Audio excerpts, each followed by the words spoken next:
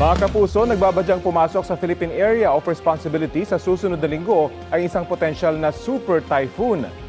Kaninang alas 8 namata ng pag-asa ang bagyo na may typhoon category, mahigit 3,000 kilometro silangan ng Visayas. May international name yan na Bavi.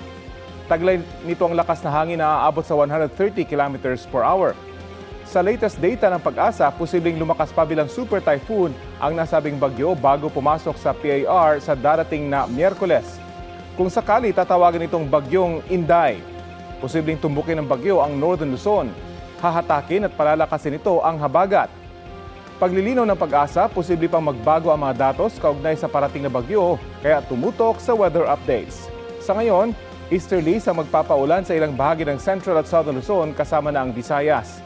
Mas makaaasa muli sa maayos na panahon dito sa Metro Manila at iba pang panig ng bansa, pero maging alerto pa rin sa mga local thunderstorm